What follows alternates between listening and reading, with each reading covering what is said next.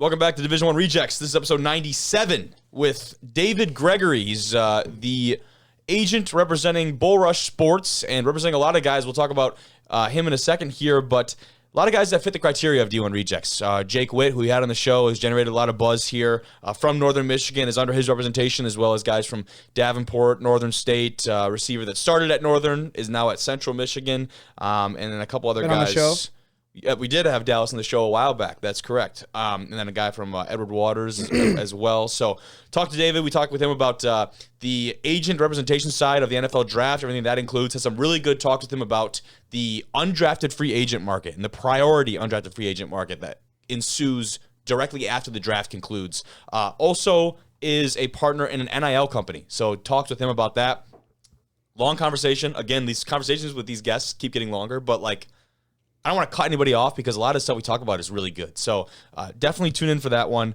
Aaron Rodgers, the deal has finally gone through. He's a Jet. I don't want to talk too much at length about it today, but it's really big news. It's worth covering. I want to really just look at the trade and kind of examine what the actual trade that went through. Do you guys see the news break on NFL Live with Schefter? That was pretty funny, the reaction. Oh, God. And I'm like, I know Kobe loving this right now because just how much you love Adam Schefter. What'd he do? It's crazy. Adam Schefter didn't do anything too funny, but the reactions from Orlovsky and Mina and Laura. Yeah, they were live. What he get up and go answer the phone? There's breaking news right now. He had two phones in his hands. And this is all just coming in right now. And he kept repeating himself, and he was just in his glory. Aaron Rodgers. Yeah. He's lucky from the Packers, everybody. He's lucky he didn't have to stand up mid-announcement. Yeah. Let's just say that. Because he probably had a half job going for Aaron. I'm gonna look it up on Twitter. Dude, the reaction picture of all of them is pretty funny. Mina and Dan and Marcus Spears and all of them. But as far as the NCAA is concerned, we've got some cool stuff to talk about today and some interesting things. There are new rules concerning the clock and first downs that we're going to break down a little bit later after a conversation with David. That is that first downs other than within 2 minutes of each half, the clock is no longer going to stop. So they're mirroring the rule at the NFL level, which is very interesting. And we'll talk about why potentially they're doing that and also the effect it'll have on the game. That is happening at the Division I and Division II levels, but not Division III. They rejected that proposal, which is very interesting in itself. The SEC is going to try and punish schools for storming the field. They've been fining them in the past. We're going to be looking at a couple different ways they plan to punish them, very severely for having students rush the field after games. Their commissioner, Greg Sankey, and others got together to talk about that. And finally, Texas is getting a new $70 million practice facility. So Practice? Wow. Practice facility. What?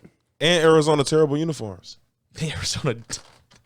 That's kind of old news at this point, but yeah, Arizona did release some interesting. Some defaults. Unis. Yeah.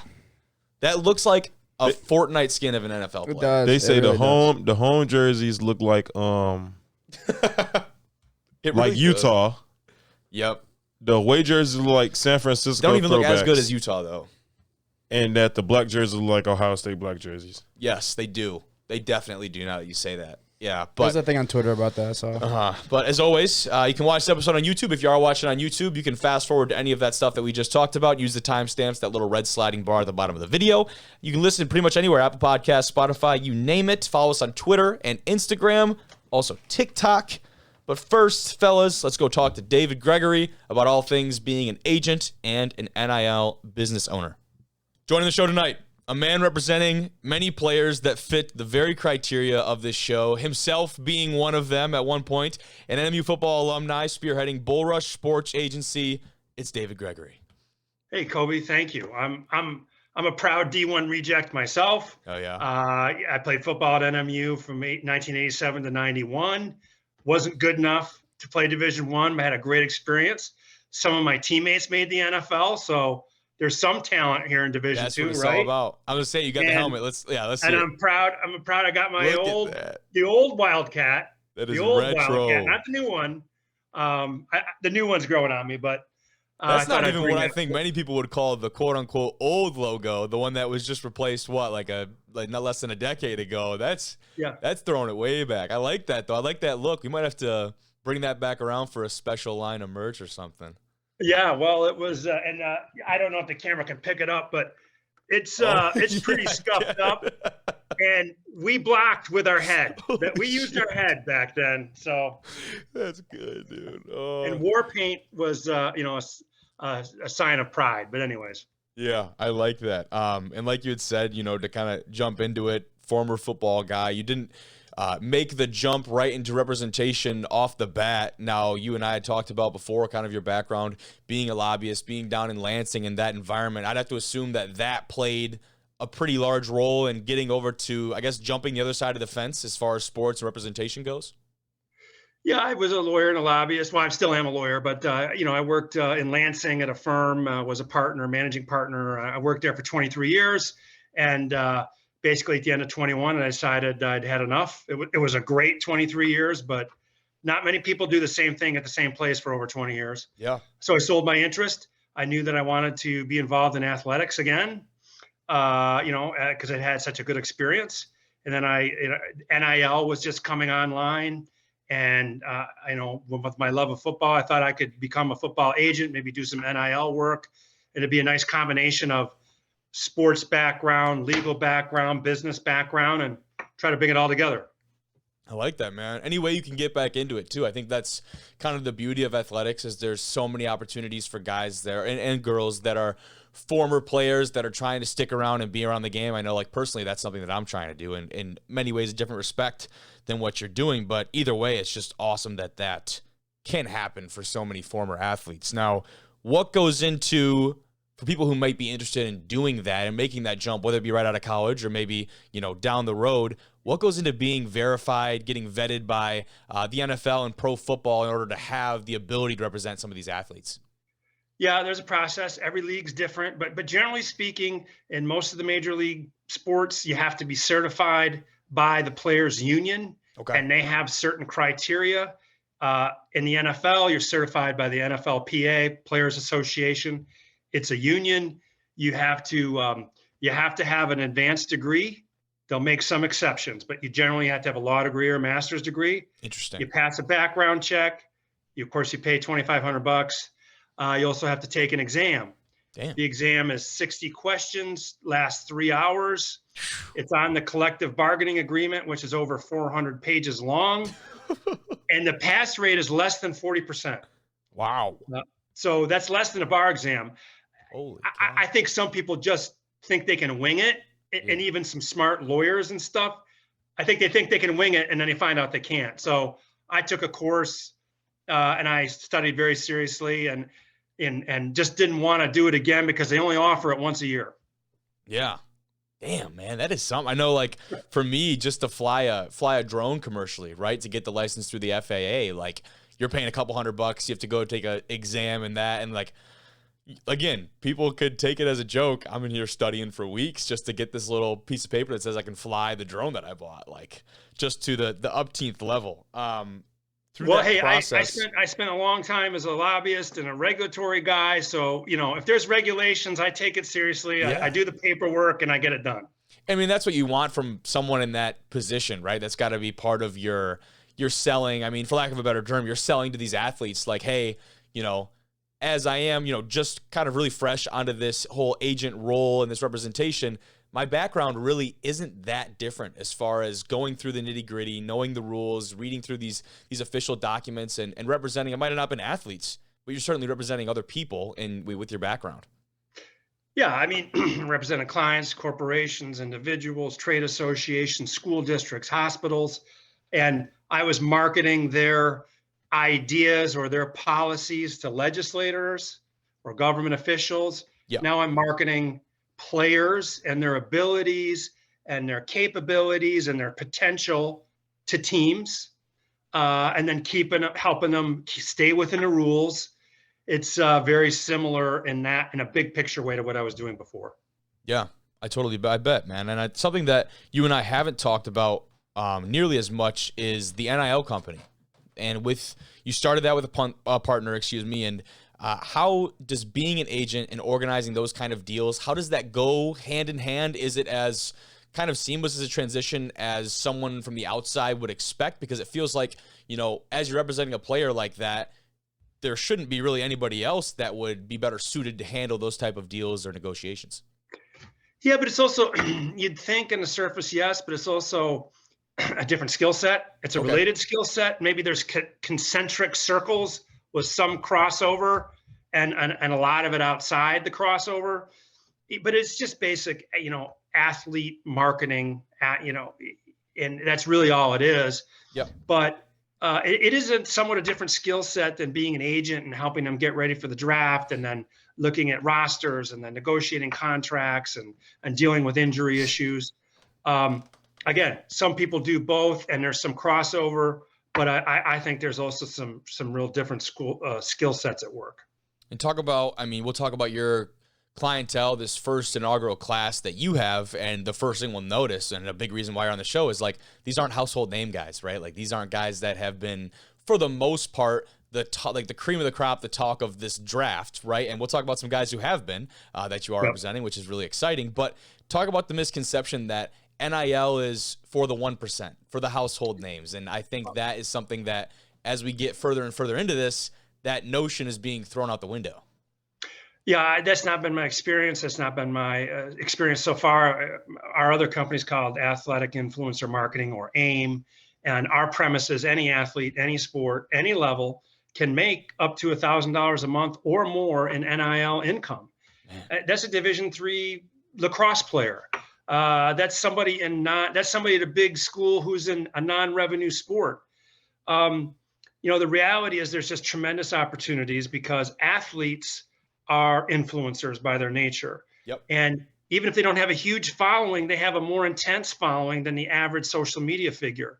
They have more engagement. They have 5 times the engagement rates of other influencers. Man. So they can be an influencer even in a college community or back in their high school community, or maybe it's a niche sport like rowing that's affluent and brands want to market into it, and there's a really intense following. So, a small college athlete, a non-glamour sport athlete does have to put some effort into it. Yep. But if you are willing to put some effort into it, there's opportunities for, again, any athlete, any sport, any level. And I will say female athletes. Mm-hmm. If you take away football and basketball, football in particular, female athletes are way outperforming male athletes. Really? Because they're probably more mature and getting their work done, number one. Number two, younger women are more adept at social media on average than young men, at least generally speaking. I think that's fair. Yeah. And 70% of NIL deals right now are social media based. Mm-hmm. So tremendous opportunity. Those are some good stats. I like that. And those are like some new ones from you, which I think is great. And especially being at Division II, kind of in that in between is, even with the scholarships, like the money is there, the kind of that status starts to get there at Division II. And I think, how athletes leverage that is very interesting at the different levels. Now, without giving away your whole bag of tricks, like all the secrets and everything, because obviously you're not giving out free everything today, but what is your best advice for athletes to leverage that following, to increase that engagement, and really capitalize on that status that they have? Well, I do think you have to pick a social media channel that you're comfortable with, whether it's YouTube or Instagram or TikTok, and post regularly and develop a voice that's authentic to you. Talk about a subject. It could be your sport. It could be fashion. It could be a cause you believe in. It could be a course of study. But talk to people. Let them into your life on a topic that is important to you, and be real and be consistent. And then by doing that, if you build an audience, you're just that much more likely than if you go out and talk to brands and propose some ideas. And if you're Division II, brands probably aren't going to come to you. Yeah. But if you go out and seek brands and you've got a good social media following, you can show them some metrics. You can show them your engagement rates and your stats. You can go out and get some local deals tomorrow. Mm-hmm. How much of a factor, last kind of piece, I'm just genuinely curious, because how much of a factor does your market have to play in this? Someone being like in Northern Michigan University, where you're Marquette, and outside of Marquette, the market for that type of thing might be a lot smaller than other places. How big of a factor do you think that plays in generating some of those deals? Well, it's a factor, but there are companies in Marquette. Of course, There yeah. are restaurants, there are bars, there are clothing stores. I mean, you can't do bars, I'm sorry, but there are employers there are companies that advertise with the university athletic department. Yep. They obviously have an interest in reaching people that watch athletics. So I think athletes, in my experience, athletes in even smaller communities than Marquette can do NIL deals. Now they're not going to do Bryce Young, Alabama NIL deals. Yeah. But you know what? What if you made 500 or 1,000 a month? Sounds pretty good. How much you made that? Would that make a difference in your day-to-day life? I think you know the answer to that one. Yeah. It would. It would have made a hell of a lot of difference in my life. That'd be awesome. And I think more importantly, you develop some skills and some contacts for, your career after sports. Yeah. And you do a great job of that. You don't need that, but a lot of people do. I get it. No, I appreciate that. But I totally understand that's another side of it too, is like, this isn't really about the money at the end of the day. And also with people I've talked to, like, if you're an athlete in that situation, like you had said, I think the point about having an authentic voice and being true to you is super crucial, because you come back and an employer is looking at a resume in 15 years and you're like, you endorsed this back when you were playing lacrosse, back when you were playing basketball? Like, what do you have to say about that? So whatever it is, be genuine, be authentic, but we can talk more about and be consistent. Be consistent. And you know what? Another thing, I'll give you another tip. People love. I've got an athlete I worked with at University of Michigan, and he plays football, and he's not a star, but he has a good social media following, and his sister did I think an Instagram reel on dropping him off for early camp, his first year of football, and it was his lifelong dream to go to U of M. His family all went to U of M, and she hugged him and cried when they dropped him off. And I mean, they came to me and said, "Boy, we got more reaction to that video than anything we've ever done." I'm saying, yeah, because it's behind the scenes that people don't get to see, and it's real emotion that people can relate to. People want the real story about what is it like to be a college athlete. What are the pressures like? What is your schedule like? What does it feel like before a big game? What does it feel like after you win, after you lose? Let people in a little bit. And some people don't want to, and that's fine. But if you are willing to do that and put yourself out there, I think you can get a really tremendous reaction, and you can find brands and deals that work for you. I like that. That's good. No, that's good advice. But to shift onto your class of athletes you're representing right now, some of these guys, like I said, in kind of the intro, probably not going to hear their name called, right? As far as the draft is concerned, how does that process look after the draft, as far as continuing to follow up with teams, getting them an opportunity, whether that be in the NFL, whether that be in another one of the pro leagues? How does that process look like? Well, I'm glad you asked that. It's pretty interesting. In fact, an agent, some of the busiest part of the draft will be about when the 5th or 6th round starts to wind down.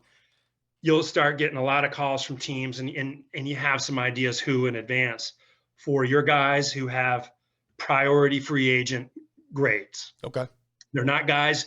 In some cases, they're guys that have draftable grades. They're good enough. They were graded by some teams to at least be a 6th or 7th rounder, and we only have 7 rounds in the draft. Yep. But they didn't get drafted, or they're just on that cut. They're called priority free agents, and they're good players. And the really good ones in that group are called priority free agents. And the calls will start before the draft's over. And then they'll really pick up and be a frenzy for 2 or probably 3 to 5 hours after the draft is complete on Saturday. And it will continue into Sunday and Monday of, hopefully I've got some guys where 4 or 5 teams are calling them, maybe more. Yep. But 4 or 5 teams have said, hey, Dallas Dixon, wide receiver from CMU, we really like you. We think you got a chance to at least compete for a roster spot, and we want to get you in a 90-man roster in an early camp. And some of these guys will get signing bonuses that could be 5, 10, or 20,000 or more. That's awesome. Some guys that are really in demand could get some of their rookie contract salary guaranteed. Really? So they could get 50,000 guaranteed whether they make the roster or not. But there's a feeding frenzy right as the draft gets over and as it ends of all the guys who didn't get drafted but are priority free agent guys, they're going to get signed by teams, and you're going to have to field multiple offers in a short period of time as soon as the draft's over. Talk about behind the scenes. That's interesting stuff, man. I've never heard about guaranteed money for, undrafted free agents. Like that's interesting. But like you said, even though the draft is over, there's certainly still a market for those guys because teams acknowledge they have talent. It could be, depending on the situation, they just didn't want to risk one of those earlier draft picks for a guy like that. And as far as Division II goes specifically, you had shot over some numbers about how many guys will, on average end up on those rosters. But this year in particular, you had called it a 4-person race to be the first D2 guy off the board. So talk to me about, and we've talked about all 4 of these guys in the show, but talk to me about what those guys bring to the table. And one of them is under your representation, which is awesome. Yeah, well, glad to do it. There's about, on average, in any given year, there's about 50 guys on Division II players on 53-person rosters in the NFL. Yeah. It's about 3% of the league. It goes up, it goes down. But I think the 4-person race this year is Jake Witt, offensive tackle, NMU, my personal favorite because he's my client, my first client. Ours too. Ours too. Caleb Murphy, edge rusher from Ferris State. I just saw Caleb at the Ferris State spring game. He was the first non-FBS player to win the Ted Hendricks Award, all-time single-season sack leader, all levels of college football.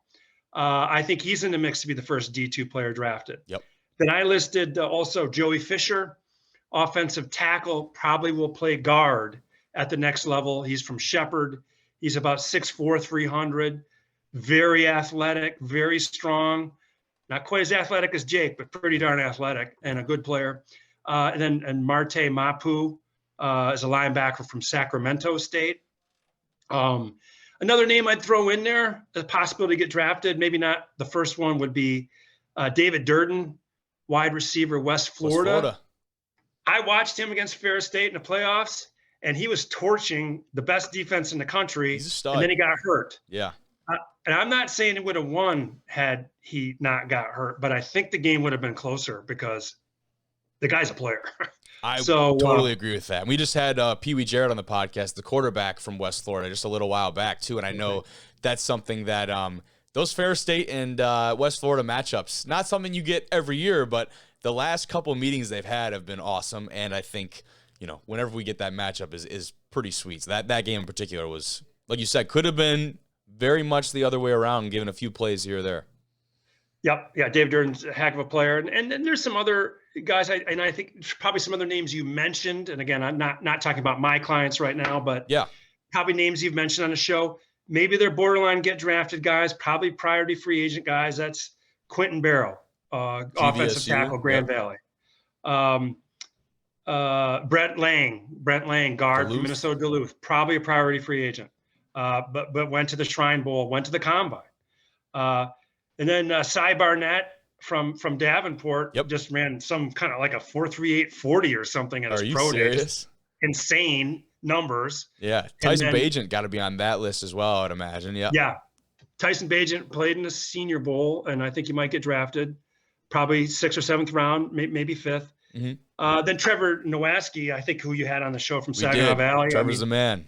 He ran a 4.5. I mean, he got himself on the radar. Is he crazy. Priority free agent? Probably, but he's going to get a shot. Yeah. That's for sure. And 30% of the league, 25 to 30% of the league is undrafted free agents. Think about that. That's 25 to 30% of the guys on the 53-man rosters. They weren't drafted. So yeah, you don't almost have to 1 in 3. Like that's insane. Like those numbers are crazy. And you're right. And that's why there is that market, right? Because those guys have shown that, while you're not going to hit on every single one of them, there certainly is a market there because of the staying power of those type of guys. And they just find their way to year after year, stick around on those rosters and make plays, more importantly. So that's pretty sweet. We can touch more specifically, though, on Jake quickly, who certainly the last month has generated a ton of buzz because of, his unique story, right? The kind of the underdog story that everyone loves, but also the fact that he has the numbers, he has the freak athleticism. We've talked about it ad nauseum on this show, but right off the bat, projections for him, obviously you're in his corner and you should be very confident about it, of course, but when can we expect to hear the man's name called? Well, I will give you projections that I've heard from the teams, from the scouting departments and Okay. assistant GMs, not my own. I'll end with my own projection. Okay, good. Gotcha. I'd say 2/3. We've talked to 31 of the 32 teams on some capacity, Man. at least a Zoom meeting, an interview, sometimes much more than that. The majority, the 70% majority, is that he has a day 3 grade. That's rounds 4, 5, 6, and 7 Yep. Saturday. A few teams have him as high as round 4. I'd say more of the majority say round 6 or 7. Okay. But 2/3 to 70% of the teams we've talked to, which is basically 2/3 of the league, say he's a day 3 draftable player, going to get drafted. And Yeah. that's the quote in the Dane Brugler profile in The Athletic. Yep. From an anonymous scout. Now about 30% of those teams say, well, we've got a priority free agent grade on him. And if he doesn't get drafted, boy, here's the pitch about why you ought to sign with Team X. Here's our opportunity. Here's our bonus situation. Here's our salary guarantee, or we don't do salary guarantees. So we've gotten that pitch from a handful of teams. Yeah. So I think he's going to get drafted. I hope it's round 4 or 5, might be round 6 or 7. And it's possible he'll be a priority free agent. And if he is, he'll have at least 20 teams calling him. I'm So it saying might he's gonna not be get a all shot. bad. He'll get a shot either way, and I know, like, Yeah. man, whenever that name gets called, there's gonna be a big celebration up here, and even if that's after the draft is over, I mean, it's gonna be awesome. But to close, you're not only representing Jake. Talk a little bit about some of the other guys you have in Bullrush Sports. I know Davenport's got some representation on there. Guy from Northern State. You had mentioned Dallas earlier from Central, and even more than that. So touch on kind of rounding out the rest of that class. Yeah, it's my first. It's our first inaugural draft class. We're really excited, and you get certified in October, and you're not supposed to recruit players beforehand. And being the rule follower I am, I didn't. So hey, I'm not going to get Bryce Young. I knew that, but kind of like I focused a lot of smaller school guys, some diamonds in the rough, if you will. Yep. Dallas Dixon, wide receiver, CMU. I call him the comeback kid. He started at NMU. Yep. And transferred to Central Michigan from Arizona. And really, he had 20 yards a catch a couple years ago, had multiple touchdown games in 2021, was preseason All-MAC, hurt his shoulder in game 2. Torn labrum, had to have surgery. So he probably went from a guy that maybe that's a day 3 guy and we're really looking at him to, okay, now he's a priority free agent type. Yep. So he's training up in Marquette with Jake at Advantage Sports, and I think he's a priority free agent guy. He also went to the Cardinals local pro day because he's from Phoenix originally. Gotcha. Couple Davenport guys. I got Malik Barrow, defensive tackle and edge player from Davenport. Played at Ohio State, was a 4-star recruit coming out of IMG Academy in Florida. Had a knee injury at Ohio State. Only played one. He was out of football and then played 1 year at Davenport, played really well. And he went to the Collegiate Gridiron Showcase, CGS, down in Fort Worth. Yep. And he got promoted from the small college showcase to the main showcase by only about 12 guys got that. And that was a vote of all the scouts in attendance. All 32 teams were there. So obviously scouts are aware of him. They like him. Good. Brendan Bowman, he's from Davenport. I call him Mr. Versatile. He played tight end at Davenport. He played defensive tackle. He played defensive end. He pretty much did anything. I view him as an H-back potentially at the next level. He made Dane Brugler's beast list in The Athletic as an edge player. So again, I think he's another free agent type. Last 2 that I have in this draft class are Luke Chewell. He is an edge rusher from Northern State, which is in South Dakota. Yep. And NMU's playing. You guys are playing I Northern would say State. last game of the year this year. So it's a good. They come good here program. though, thankfully. Yeah. And he's a pass rusher. He's battled some injuries. He went to CGS also. Interesting background on him as his family emigrated to the United States from Sudan, war-torn Sudan when he was 3. A great kid, and I think he's got real potential. He's talked to several teams, and I feel good he'll get in the camp. Last but not least, is Tyler King, not Tyshawn King. Nope. Tyler King. Not to be confused. Yeah. Tyler King is from that Lakeland, Florida area where they, that part of Florida, they produce football players.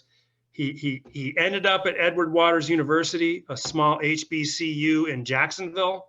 He used to be at Marshall. He was a leading rusher at Marshall. And he spent 1 year at Edward Waters. This year, he was the MVP of the HBCU Pigskin Classic. That's historically black colleges and universities. Yep. He then got invited to the HBCU Legacy Bowl in New Orleans and the HBCU Combine. He's very explosive. He made Steve Weich's list of the top players at the HBCU Legacy Bowl. Steve Love from it. the NFL Love Network. it. Very explosive, 36-inch vertical, 10-7 broad, and it's got like a 1-5-1 10-yard split. Damn. Super explosive, real fast burst. I think he could return kicks too. I love it. That's my first draft class, and I'm excited for all of them. I'm excited to see where those guys end up. And I mean, like we said, maybe not the biggest profile guys, but each of them, I mean, they still have these accolades that stack up with guys at other levels. And I think that's super important, especially for scouts, because that's what they want to see, right? Is they want to see them match up with the competition that they're going to inevitably be facing at the next level. But David, cannot say how much I appreciate you coming on here. Like I told you beforehand, your perspective is greatly appreciated, my man. Well, hey, I appreciate it, Kobe. Thank you for having me on. I love the show. I know you've gotten some flack too for calling it D1 rejects, but that's obviously people who have no sense of humor whatsoever. Thank you. And they don't, and they obviously never listen to you in the spirit in which you say that. You take ownership of it. That hey, we are who we are. We got a lot of great stories and a lot of great talent. All over Division II, Division III, FCS, whatever, NAIA. Yeah. There's a million great stories out there, a million great kids, and you're one of them. I appreciate you, man. Seriously. You keep representing them, too. I'm excited to see where these guys all end up. All right. Hey, and Jake Witt, he's going to get drafted, be the first time anybody from NMU got drafted since 1991. No, 1990. 91 draft, my teammate Mark Maddox. Book it right now. It's happening. It's pumped. happening. I'm pumped. Thank you, David. I'll be in touch, man. I'll see you. All right. Thanks, Kobe. Appreciate it. Big thank you to David Gregory for coming on the show. And before we get into some good college football talk, fellas, we had a pretty cool announcement. I just wanted to shout out this guy. Let's see. Let me pull it up right here. But I'd like to shout out D2 guys getting a shot at the pros. Ralph Singleton, former Valdosta State offensive lineman, just signed with the Toronto Argonauts. So that was a pretty sweet deal that just broke earlier today. One of his teammates, the quarterback from Valdosta State as well, is actually signing with what are the Elk in the CFL? Edmonton? Is it the Edmonton Elk? Anybody help me? No idea. Either way, two Valdosta guys getting a shot at the CFL, which is obviously something I just wanted to highlight. I hit him up. We'll see if we can't get him on the show to talk about it. I would definitely be excited to do so. But as we get into the bigger college football scene, the NCAA is speeding up the game. And we talked about it in the intro. They are going to run the clocks after first downs, with the NCAA changing what has been a half-century-old rule to mirror their NFL proponents. This has been the rule since 1968. Yeah, it's wild. And it'll be enforced in all divisions except Division III, which actually rejected the proposal. So Division I FBS, Division I FCS, and Division II will all be taking on this rule. And that is the clock will continue to stop after first downs during the final 2 minutes of each half only. So other than that, the clock's going to be picking up. And we had talked about, I know Ty, you and I talked about this a little bit, but they're expecting on average the games will be reduced by 7 plays, which when you think about it, is a decent chunk of time, because it's not really just that like 6 to 10 seconds of football, right? But it's the play clock leading up to that. It's any timeouts or penalties or whatever that could be included in those 7 plays. And I guess just general thoughts on this rule, fellas. Anything kind of jump out to you? I mean, the they fact really that just said 1968, and they haven't changed shit from it. So, I mean, we'll see. No one else has seen it. they just like saying, I guess, like reduce player injuries because it's gonna be less plays. I don't know. Because to me, I don't know. The game go by fast when you playing anyways. Maybe it's more for the viewers. Oh, 100%. I mean, I would assume it's with the audience in mind. And like you said, you touched on player safety was actually part of that emphasis, and that 7 less plays per game. I mean, technically, yes, that is 7 less opportunities that somebody could go out there and get themselves hurt. But also, I think the bigger picture side of it is that faster games, right? We've seen with the MLB this year, which has been plagued by this long, drawn-out game problem much worse and for much longer than college football. I don't think that really has been brought into the question for college football. But with... If anything, you want the college games to be longer. You think so? For the viewers. Really? Maybe not for the viewers, but for the advertisers and for the broadcasting companies, maybe. But not for the viewers. People love watching college football. Yeah, but people would also probably appreciate if the games were quicker, don't you think? Hell no. I don't know. Maybe the games that start on the West Coast and are on at 11 o'clock at night. I was going to say, that's what you got to think about, too. Is Utah State versus Nevada. You know what I mean? Pac-12 after dark, or like those midnight Maction, like, you know what I mean? Like at random times, like Wednesday during the week, you have a night game, like some stuff like that where I think it definitely will come into play. But how much do we expect this to change as far as offense, defense, like the dynamic of the games? Does it change at all? Do you scheme a little bit differently knowing this or no? Hell no. I don't think so either. You just got to have it in the back of your mind. Yeah. You say you lose 7 plays, that's what they think. It's all subjective to the game. I think that's fair.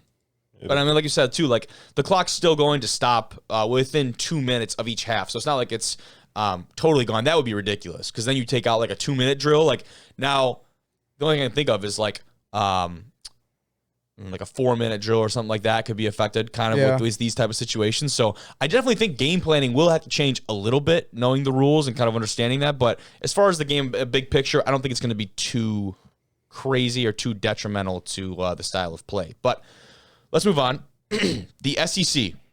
They're considering punishments for fans storming the field. And very interesting article I read earlier today, and it's due to, quote, safety concerns. The SEC commissioner, Greg Sankey, is bringing together a group to discuss potential ways to discourage storming the fields other than fines, because these big-time schools are just absolutely ignoring the fines that come along with storming the field. And I guess the most notable field stormage, is that the correct like verbiage?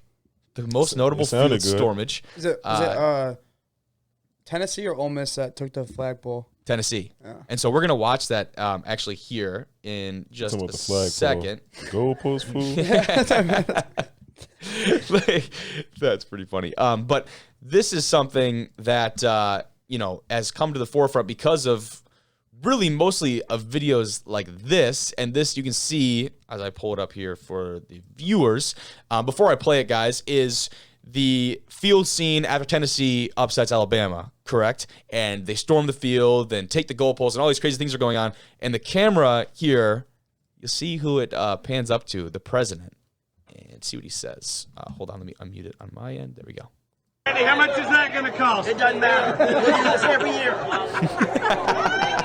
That's right. I'll play it one more time. Randy, how much is that going to cost? It doesn't matter. We do this every year. That's funny, dude. Randy, how much is that going to cost? Cigar in hand. It doesn't matter. We'll play it every year. It don't matter. We'll pay it every year. We don't get damn true how much cost. We want them us throwing that field every goddamn time. Roll Tide, roll nothing. Go Big Orange. Yeah. Big Orange. Dude, but he's right. Like, you would pay whatever fine in the world to have that moment for your school because that's branding, that's bringing in money itself, right? That's like selling your program. And I love how nonchalant and also how removed he is, right? Like, 'cause he's obviously in his like big president suite, which is hilarious to me. I love that video. Yeah, he don't give a shit. He got money coming out everywhere, bro. He don't. We pay it every year. We don't get a damn tune how much it goes. I just cut to his face while you're doing that, so that way, kind of. We don't get a damn tune what it goes. We pay it every year. Bryce Young, no. Go Volunteers. So, getting into more of the, let's see here, more of the actual details as far as the punishments are concerned that the SEC is considering. The Vols were hit with a $100,000 fine this past year, and that was the fine that he said, does not matter. We will literally pay that every year if this is kind of, the response that we get and the branding and the national attention that we get. The SEC believes the sentiment like Boyd's is super common, and it seems that the fines just really aren't the deterrent that the league is really needing in this experience. They've been looking for some type of steeper punishment that could, really veer teams away from having this type of activity. But the one that they're really considering, the suggestions, is a loss of a future home SEC game. Wow. I think that would do it. That would be fucked. I think that would really do it. Freaked. That's okay. But like in this case, right, Tennessee versus Alabama, the Vols would play their regularly scheduled 2023 game at Alabama and then lose their 2024 home scheduled game against the Crimson Tide. They'd go back and play at Alabama again. And then obviously, since the schedule goes back and forth, they'd play there again in 2025.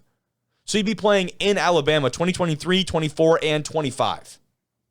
And I think that is something that certainly would deter some athletic programs from kind of, this type of activity. But I don't know. What do you guys think? They're not going to stop a bunch of 18-year-old drunk males and females from running on the field. But think about how much money they're losing. Who? The schools, by not hosting a game like that. The money, the branding, the just national attention that they're losing if you don't host those type of games. Yeah, for sure. But it's not the president running on the field. You're not finna stop 100,000 people. I don't care how much security you got. You're not stopping them from getting on the field. That's why it's kind of messed up, because it's nothing that they're gonna be able to do. They drunk out of their mind. If they stole a goalpost from an NCAA institute and then threw it in a river, you think they not gonna get on the field? So this is the question I wanted to pose to you guys now. What type of barrier, barricade, obstacle, or deterrent do they need to have at every field to keep these drunk college kids from even making their way onto the turf? We know the row of hedges has not done it in the past. You get on the field, you expelled. And even that ain't enough, because half the kids don't even go to school. They ain't going to school no way. So it ain't nothing they could do. To be honest, it's crazy. It's Are we going to see barbed wire around any gridirons? No, because some of the stands is too close to the field. Boy been to win for a damn pass, and he in a barbed wire fence because the quarterback can't aim. That's the last thing we need. They just got to be like, please don't storm the field. If y'all don't storm the field, free tuition for everybody. And they still gonna storm the field. They were getting the mascots involved. So at Georgia, Uga, they brought in his whole family, all of his brothers and sisters that will be patrolling the sidelines and attacking anyone who comes out. And Ralphie the Buffalo at Colorado will personally be spearheading the first spectator to make their way past the sideline. Dude, Colorado, I got a couple homies that'll put Ralphie on a living room mantle. Go Volunteers! Go Deers! He come out there with the matador. Shit, bastard! Right? The matador. We don't care about none of that. We pay that fine every year. We don't give a damn tune how much it costs. Go Longhorns! Go Buffs! I'm going to get up there and ride it. Go Buffs! That boy don't scare me none. I'm prime time. You think I care about goddamn fine? He was scared of Ralphie, though. I bet he was. Watch that video. He was scared of Ralphie. And you guys weren't here for that one. When he met the... He ain't scared of no money. He's scared of that buffalo, though. Yeah, exactly. But we can move on our last piece of college football today. That is Texas. And give me just a second as I pull this up, fellas. But holy shit. Shoot. Holy shoot. No. Holy shit, dude. My bad. Texas football has unveiled plans for its new $70 million practice facility. The university will begin construction by the end of 2023 and be done by 2025, shortly after the Longhorns join the SEC, which is, I'm sure, a big part of this, where a lot of the money they're expecting it to come from, right? This first image, pretty badass. So you have the outdoor field connected directly next to that indoor field right there. I mean, seems like a pretty seamless setup. Also, that row of windows in the back there, kind of overlooking the field, is pretty sick. Otherwise, we can kind of move forward in this. And Trevor and I were talking about, this must be just the time of year where all these renders and new buildings get announced and released, right? Yeah, well, one person sees it like, oh, well, we got to do this now. And they're just, everyone's one-upping each other with all of it. That's fair, but like these plans, like obviously they don't just happen in the last month or two. Like these are, they wake up like, all right, we finna get a new practice facility. I'm saying saw TCU. posting it. I'm saying posting it. No, that's fair, I guess. But Texas saw TCU. Remember we reacted to that a little while ago, and they're like, Well, what are we doing? Yeah. Oh shit. Get something going. This is the inside of the indoor practice facility. And what the hell is out on the field? Cones. People. Those are Texas Longhorns. Are they in hazmat suits? No, boy, they ain't all orange. Boy, the burnt orange. Texas What? pride. I mean, we always compare the renders and all these. Texas pride. Bro. What are those? Watch how you talk about my peoples. That's Texas. You don't see Sam Elliger in the flesh out there? Sam Elliger throwing the... Could you name 5 players in the Texas football team Right now, today, that aren't in going into the draft? 5 Texas players right now. Yeah. Okay. See? Arch Manning. I wanted to name the easy. other one first. Bijan? Nico. No. Nicola Velava. Shh, boy, that's Tennessee. Oh yeah. That's embarrassing. He's He's got one. Xavier Worthy. Okay. Um, See, I couldn't, so I can't verify or deny these names either. So you could be just totally Ewing. bullshitting. Goddamn, I can't think of his first name though. It ain't Ewing, but it started Patrick Ewing. No, fool. With the mullet, fam. You know what I'm talking about. Oh, you're talking about Quinn Ewers. Ewers, there we go. That's 3. Okay. I helped you. 4, they got a raw ass freshman. Word. He a receiver. I can't. Hyatt. Oh, he's Yep. on the draft. He's on the draft. This Tennessee, this nigga dude. don't Oh know my his God. skills. Dude. What the? Tomo Hyatt. Yeah, Hendon Hooker plays there too, right? Does Tariq Black play Texas at Tennessee too? Anyways, you could think on that, but the point was, Texas, for a guy like you too, who knows names really well, like this is the first time in a while I think I've actually got you stumped to think of names because you're just good with that. God. You know what I mean?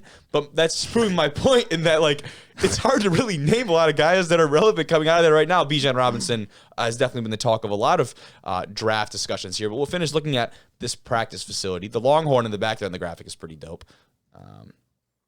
Here we have a better shot of that outdoor facility and these NPCs. Good Lord. I don't like this render. No, I don't like it either. The people are terrifying. It looks like a post-apocalyptic.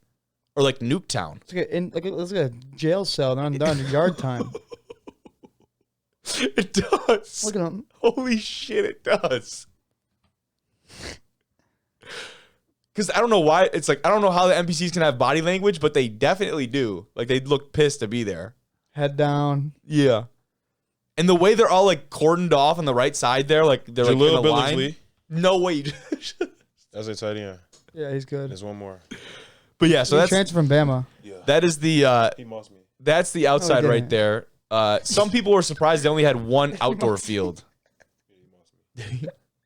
7-on-7 practice. This when he was committed to Alabama. I'm finna make a name for myself. Here's Did not work out. Bean top? I'm talking about ugly. Like how Julio Jones did Malcolm Butler. No. I swear, I landed on my back. Everybody, ooh! If you know Midwest Boom, you know it get ugly out there. They out there. I was embarrassed. That's probably the only time I've ever been embarrassed on a football field. Thank you for sharing. Well, let me think of this freshman. That takes courage. You back into thought. Anyways, this is the last picture. Just an overhead shot there. Pretty sweet stuff. I think nothing extraordinary. No. $70 million, though.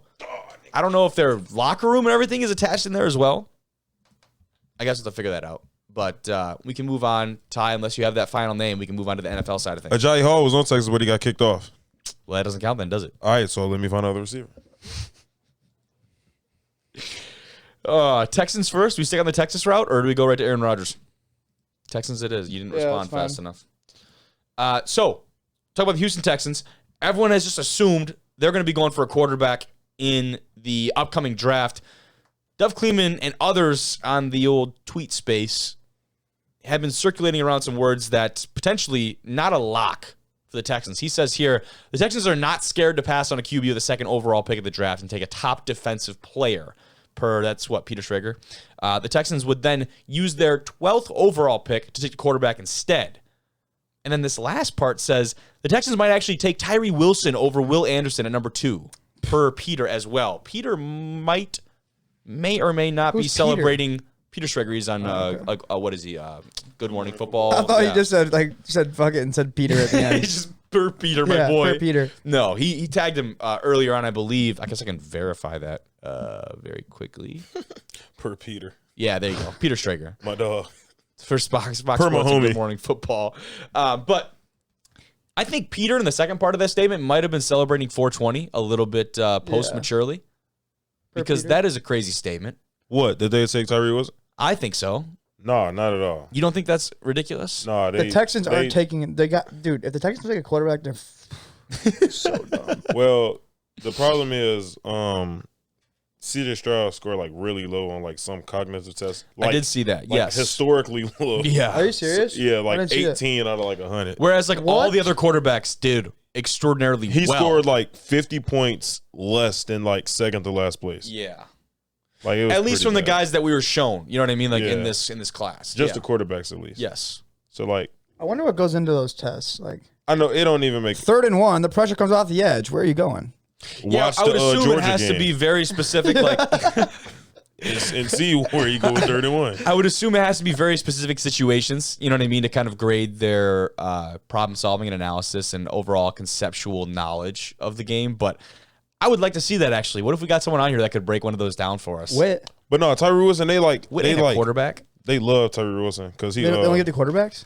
Well, the quarterbacks. This is a quarterback only test. because he like a really good run defender Is he? with a lot of pass rushing He's outside. huge, bro. And they He say is, like he Will is. Anderson is just like a safe pick, but like they say Well, like yeah. You think about where he's coming from too. Obviously. so they say he would be the safe pick, but they don't know how good he'll be in the league versus like Tyree Wilson got a lot of upside. Like right now, dude, I'm taking Anderson over Wilson. Right now, if they draft him Dude. tonight. Yeah, I would too, but Houston can take Wilson because that would mean that Anderson falls to the Lions. But either or, I mean, you're going to get a good player at number 6. Hopefully Even the if Lions get it's Anderson.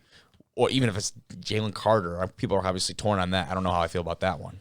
I mean, again, cut the tape. Jalen He's a great Carter is player. a bear. He's a great player. You feel pretty good after you see him cover the A gap. Yeah, but then you have these last month or so of what Jalen Carter's been in the news. Yeah, but for, and it makes even me Brad feel- Holmes said it after he came and visited. We feel much better about him than what. he did say that. Yeah, That's good. he said in a press conference. That's good. Ow, What? my finger, bro. Shorty's so sensitive. I can't think of this little freshman receiver, and it's killing me, dog. And if I look up their roster, it's gonna really piss me off. Just know he a freshman. He hard, little nigga hard. My bad. Oh, I'm so sorry. I'm so sorry, y'all. The little dude hard. You mean little boy? That little boy hard. That little boy tough. That little boy tough for sure. He from down in Georgia. He Go from on. Texas. Go Orange. I can't think of his name, but he gonna go crazy in that burnt orange. Yeah. He gonna be down there in Austin, lighting up Oklahoma in the Red River Showdown. Get out! Go on, orange.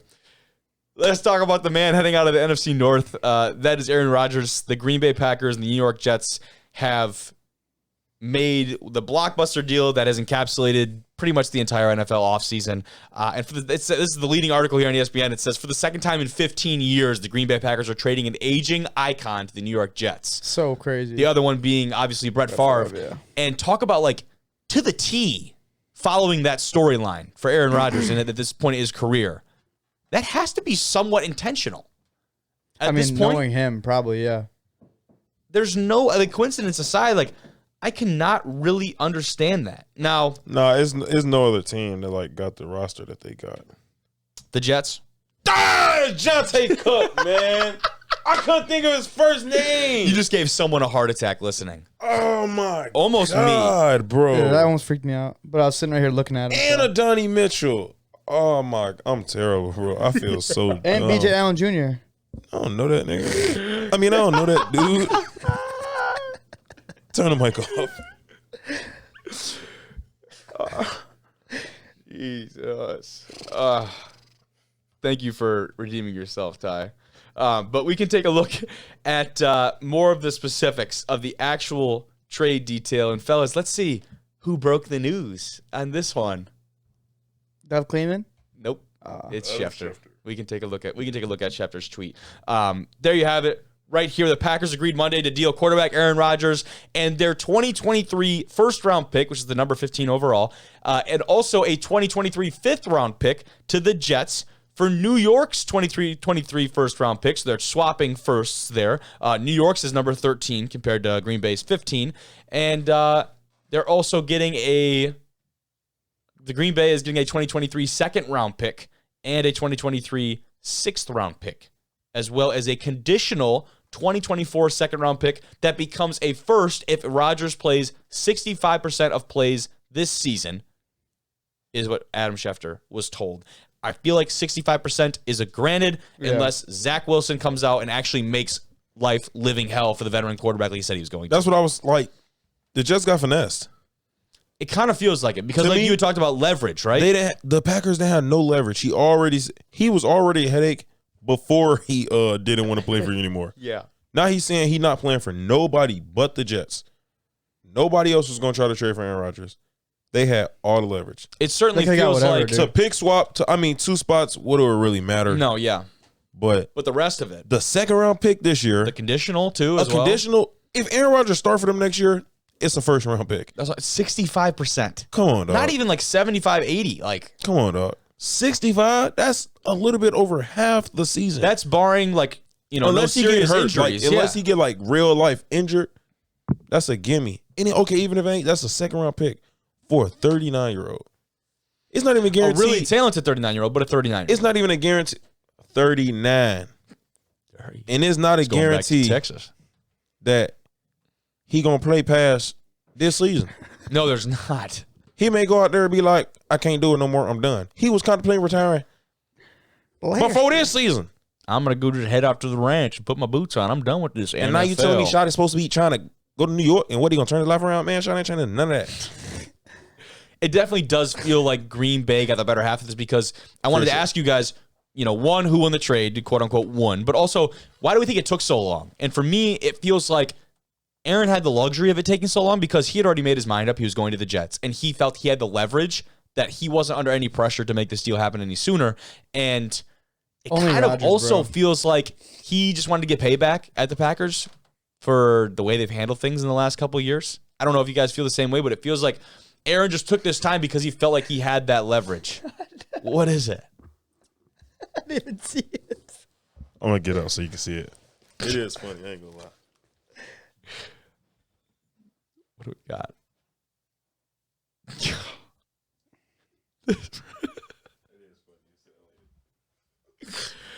It was a reaction to Schefter breaking the news on NFL Live. There's a lot of really good ones out there. That was pretty solid. But back on topic, talk about why I feel like Aaron definitely felt like he had the leverage right in this situation, and I think that was correct. Like you said, Ty, like he was leveraging the situation, and Green Bay had nothing else to do. I'm surprised they worked with the Jets to even get that much in return. Like, I swear on everything. If I was the Jets, I'm not calling them. I'm gonna send them a text like, so you ready? Yeah.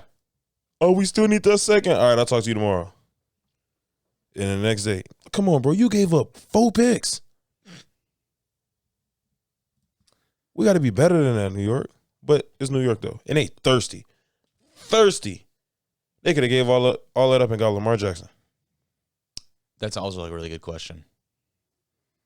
Now, think about the paycheck that both of them are asking for. That might be a 1-year rental.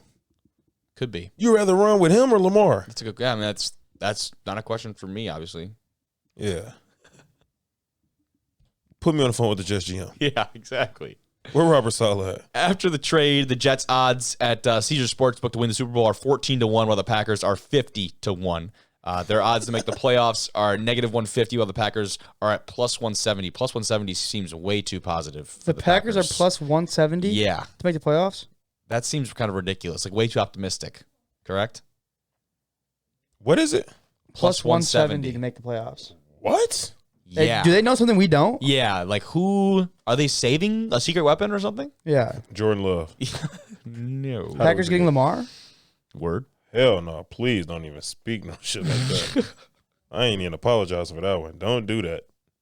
Keep Lamar in the AFC. Jesus. Also, this has some big implications as far as damn.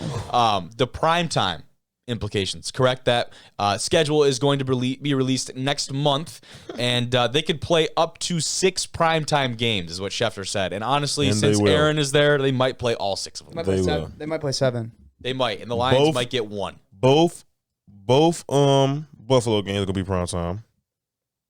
One of the Miami games is going to be primetime. I think that's pretty fair, yeah. Do they play on Thanksgiving? No, I don't think the Jets ever play on Thanksgiving. They'll That's play- That's three of them right there off Yeah. the rip. Both the Buffaloes and one of the Miamis, if not both of them. I think you're spot on. The Giants. Hey, the Nah. Lions, man. They don't make that primetime. They always play in the daytime. The NFC North, the road runs through Detroit. Wide open, baby. It certainly does. What if y'all go 5-2 next year? Then I will. I'd be very disappointed. I'd actually be very disappointed. I'd seriously consider myself as like a someone who knows what they're talking about in sports. I seriously would. I'd have to take a long look in the mirror at myself. do some internal reflection. Yeah, it would be tough.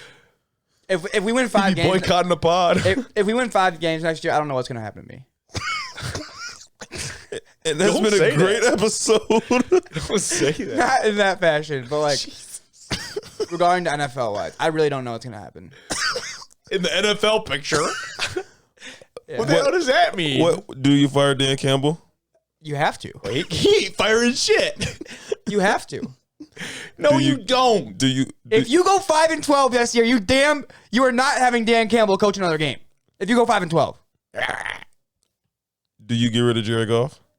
yes. He's just clean house. Yeah, do you just fire everybody, get a new quarterback, get a new Seriously, coach? Bring Patricia back. It's over, dude. I mean, our dad's what? 50, Come on. 56? Sorry, Jim. Oh my gosh. 56. Sorry, Jim. 52, 53? We're gonna let that slide. He hasn't seen him win since he was a baby. He hasn't seen a playoff game since it was in the Palace of Auburn Hills. Ooh. The last success he saw in Detroit was the Malice in the Palace. That was a successful boxing match. Just wait till you bring out the gloves on D1 Rejects.